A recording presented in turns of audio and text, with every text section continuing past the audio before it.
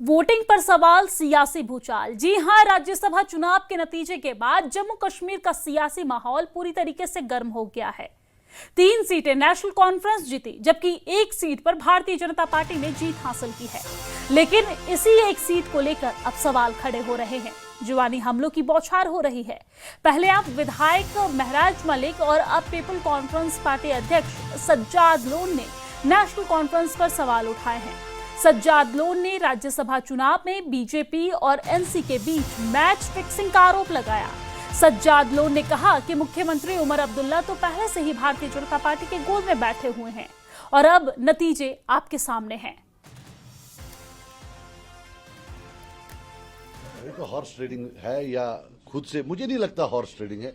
मुझे लगता है कि ये क्या नाम है इसका, अंडरस्टैंडिंग है। 32 नहीं है, वो 42 + 28 ये 70 है। 42 नेशनल कॉन्फ्रेंस के और 28 बीजेपी के, ये 70 हैं टोटल मिलाकर।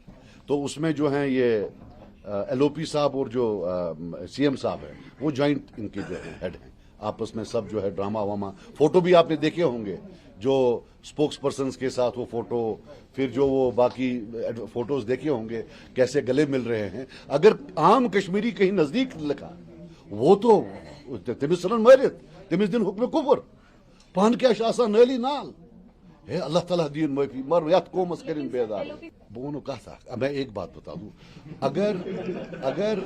अगर उमर साहब आला किस्म के एक्टर हैं तो एलओपी साहब भी कोई कम एक्टर नहीं है, वो भी जबरदस्त एक्टर है। एक्टिंग में दोनों की बड़ी महारत है।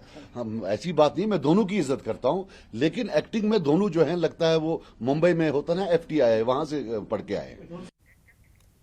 इतना ही नहीं, सज्जाद लोन ने कांग्रेस को बड़ी नसीहत दे दी है। जम्मू कश्मीर में किसी के साथ गठबंधन मत करो, ऐसा सज्जाद ने कांग्रेस पार्टी को कहा है। आपको जानकारी दे दें कि धोखे के बावजूद क्यों किया नेशनल कॉन्फ्रेंस का समर्थन, ऐसा सज्जाद ने कांग्रेस पार्टी से सवाल किए हैं। दरअसल आपको जानकारी दे दें कि जहां पर सीट को लेकर अनबन कांग्रेस पार्टी और नेशनल कॉन्फ्रेंस में देखने को मिली, इसके बावजूद भी कांग्रेस पार्टी ने नेशनल कॉन्फ्रेंस को समर्थन दिया। और इसके बाद जब आज सज्जाद लोन प्रेस कॉन्फ्रेंस कर रहे थे तो जहां एक तरफ उन्होंने नेशनल कॉन्फ्रेंस पर सवाल उठाए तो वहीं दूसरी तरफ कांग्रेस को उन्होंने बड़ी नसीहत भी दे दी और नसीहत देते हुए कहा कि जम्मू कश्मीर में किसी के साथ गठबंधन मत करो, धोखे के बावजूद भी नेशनल कॉन्फ्रेंस का समर्थन क्यों किया।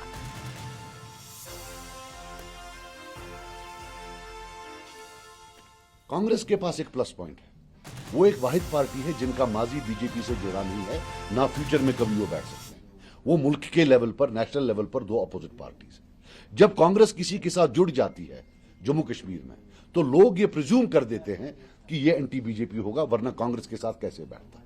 यही राहुल गांधी साहब, मैं इनको बोलता हूं कि आपने क्यों, आप तो इतने बड़े लीडर हैं, आप पूरे हिंदुस्तान के लीडर हैं, आपने क्यों कांग्रेस को मतलब बिल्कुल जो है महदूद कर दिया है in the lens of 2 families, 2 parties.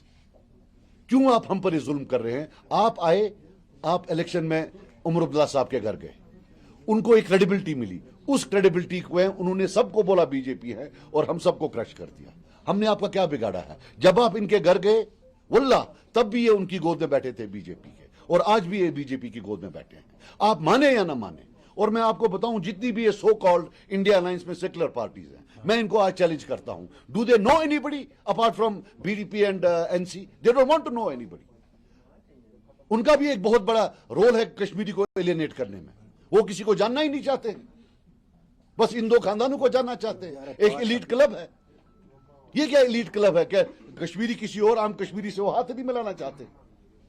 अब ये जो कांग्रेस का मामला है, वो दिल पर हाथ रखकर कहे, are they not by proxy supporting BJP है? और एक मशवरा उनको दूंगा, पिछला बिहार इलेक्शन,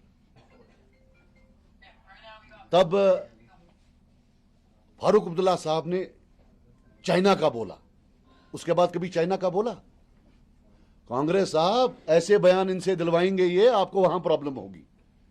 हमारे नुकसान को छोड़िए, अपना नुकसान देखिए।